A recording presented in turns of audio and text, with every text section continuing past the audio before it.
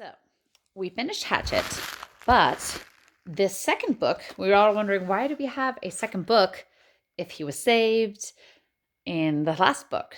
So Hatchet, Brian's Winter, the second book, actually happens as if he wasn't rescued. So some people want Brian to continue to survive out in the wild, and so that's what the second book is it is a what if he wasn't rescued type of thing.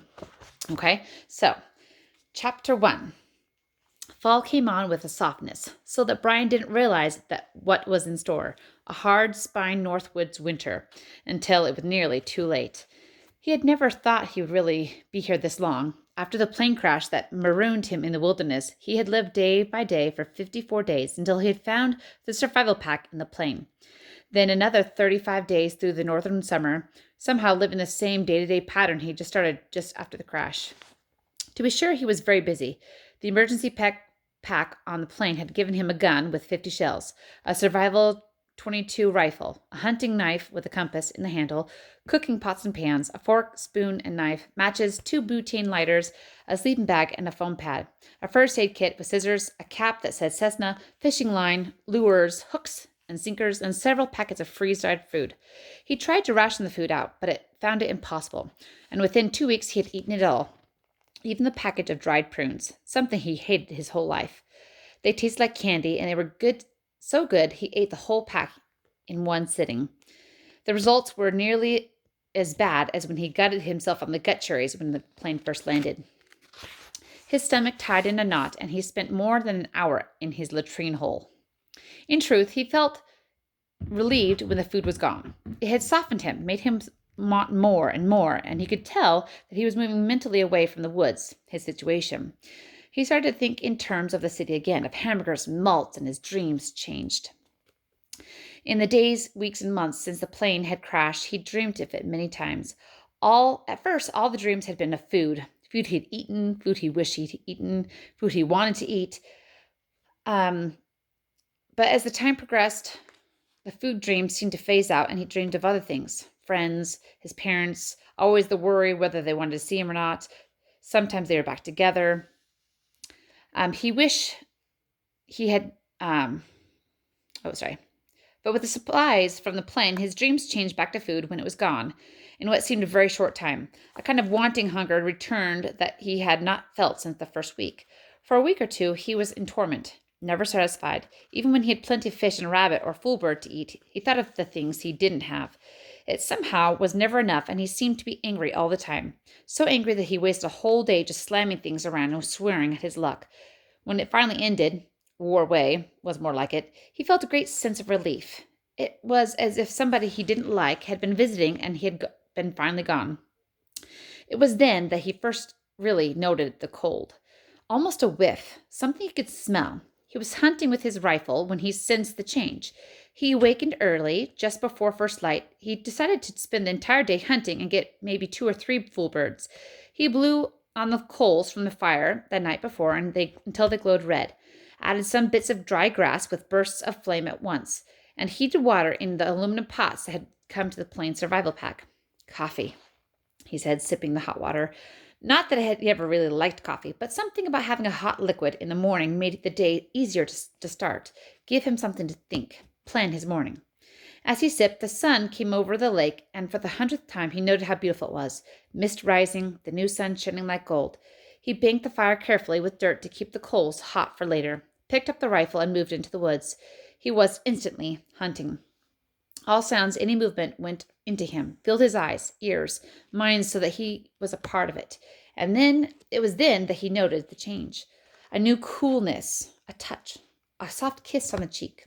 It was the same air, the same sun, the same morning, but it was different. So changed that he stopped and raised his hand to his cheek and touched where the coolness had brushed him. "Why is it different?" he whispered. "What smell?" But it wasn't a smell so much as a feeling, a newness in the air, a chill. There and gone, a brush of new cool air on his cheek, and he should have known what it meant, but just then he saw a rabbit and raised the rifle, pulled the trigger, and heard only a click. He recocked the bolt, made certain there was a cartridge in the chamber, and aimed again. The rabbit had remained sitting all this time, and he pulled the trigger once more. Click. He cleared the barrel, turned the rifle up to the dawn light. At first, he couldn't see anything different. He had come to know the rifle well, although he still didn't like it much. The noise of the small gun seemed terribly out of place and scared game away. He had to admit it made the shooting of game easier, quicker. He had a limited number of shells and realized they would not last forever, but he still had come to depend on the rifle. Finally, as he pulled the bolt back to get the light down the action, he saw it. A firing pin, a raised part of the bolt, was broken cleanly away. Worse, it could not be repaired without special tools, which he did not have. That made the rifle worthless, at least as far as being a gun was concerned, and he swore and started back to the camp to get his bow and arrows, and the movement of things completely ignored the warning nature had put on his cheek just before he tried to shoot the rabbit. In camp, he set the rifle aside. It might have some use later as a tool, and picked up the bow. He had come to depend too much on the rifle, and for a moment, the bow and the handful of arrows felt unfamiliar in his hands. Before he was away from the camp, he stopped and shot several times into the dirt hummock. The first shot went wide by 2 feet and shook his head. Focus, he thought. Bring it back. On the second shot, he looked at into the target, drew and held it for half a second, focusing all the while on the dirt hump. And when he released, the arrow was a soft thrum. He almost didn't need to watch it fly into the center of the lump. He knew where the arrow would go, knew before he released it, knew almost before he drew it back. From my brain, he thought, from my brain, through my arm into the bow and through the string to the arrow, it must all be one. And it is all one. 3 more times he shot, and the arrows drove into the center of the hummock, and then he was satisfied. He left the camp again, put the sleeve quiver made from his old windbreaker on the right shoulder, and walked slowly, watching, listening until he saw the curve of the back of a rabbit near a small clump of hazelbrush. It was too far for a shot, and he quickly averted his eyes and froze for a moment before moving closer. He learned much from the woods, from mistakes, and one thing he'd come to know was if game was spooked, if it felt that it was known.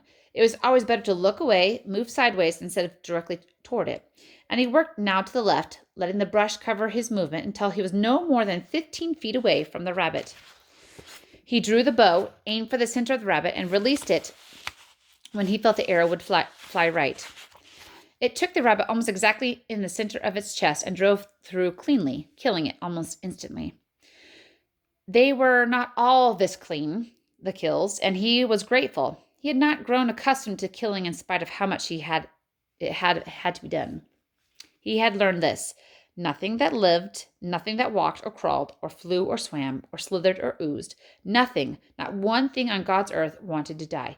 No matter what people thought or said about chickens or fish or cattle, they all wanted to live. But Brian had become part of nature, had become a predator, a 2-legged wolf, and there was a physics to it, a basic fact, almost a law. For a wolf to live, something else had to die, and for Brian to live, it was the same. His body was a machine. It needed food, needed calories, and for that to happen, something had to die. But sometimes it did not go well. Sometimes the arrow did not hit a vital place, did not hit the heart or the lungs, and the rabbit or the grouse died more slowly. The first time this had happened, a kind of panic had taken him. He had shot a rabbit through the middle, the stomach, and had tried to run and then had flopped around, and he had shot the rabbit again and again, pounding arrows into the poor thing until it had last died when he cooked it and eaten it. And when he cooked and eaten it, as hunger forced him to, the rabbit had tasted like wood and made him so sick he nearly threw up. It was the only thing that he liked about the rifle. It killed quickly, caused a kind of wound shock that stunned as it killed. But he was once more with the bow now, and the silence of it brought back to being more part of the woods, and he moved easily as he carried the dead rabbit back to camp. It was afternoon by the time he had the fire rekindled and had set to cleaning the rabbit. Much had changed since he had retrieved the survival pack from the plane. He had a hunting knife now, and that made cleaning game much easier and faster. He still wasted nothing. He used the knife to split the rabbit down the middle of the belly and skinned it carefully and then gutted it, using the curve of the knife to clean out the cavity. The head and the lungs and the intestines and stomach and liver he set aside for fish bait and food, as well as the heart. Then he cut the body up into pieces, carving it at the joints, and put them in a pot with fresh lake water, which he set on the fire to boil. He had found it best to boil everything. Initially, he had cooked meat over the fire on a stick, something he had seen in movies on television, but it was the wrong way to cook. The flame heated the meat, and all the juices and the vitamins and nutrients dripped into the fire. Everything was wasted. But by boiling the meat, he made a stew, and when he drank the juice broth, he not only had a rich soup, but something to sip as well. He leaned back against the rock wall next to his shelter opening and took a minute to think while the meat cooked. It amazed him how little time he had to do that, sit and think. It seemed the longer he was in the woods, he had marked 68 days counting this day, the more there was to do. Firewood was an endless chore, of course. He kept the fire going whenever he was there and banked it when he left. And since he burned all the easy wood, the wood close to camp, it took longer to bring wood in. But that wasn't all of his life, and it seemed that everything he had to do doubled. He would get up, check his fishing lines, and remove any fish to store in his live fish pool along the shore. Then, to see airing out the sleeping bag and tend to his toilet and hunt for the day's meat and clean it. If he made a kill, he often did not, and cook it and stretch the hide as if it were a rabbit. To dry and eat the meat, bank the fire for the night, and another day was gone. Just stopping to sit and think was a rare thing. At first, he didn't like it much because it brought memories and made him homesick, made him miss his mother and father and other life. But now he relished the time, and he spent this day doing something he called visiting. He would pick somebody back in what he thought was the world and sit and have an imaginary chat with him or her. Usually, it was his mother or father, sometimes a friend, and once or twice a movie or rock star. Initially, he worried that he might be going crazy, but then he decided if you felt you were crazy, you weren't really crazy because you had heard somewhere that crazy people didn't know they were insane. So he went ahead and had the visits.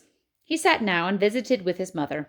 By looking across the lake and letting his eyes go out of focus, he could visualize her face, hear her laugh, and he sat chatting in his mind with her, asking how she was doing, telling her of his life now, and before long he was surprised to see that the meat had cooked. Brian took off the pot off the flame to cool and went down to check the fishing line. There was a small panfish on it. It had blue gills, and he took it off the hook and put it in the holding pen with the others.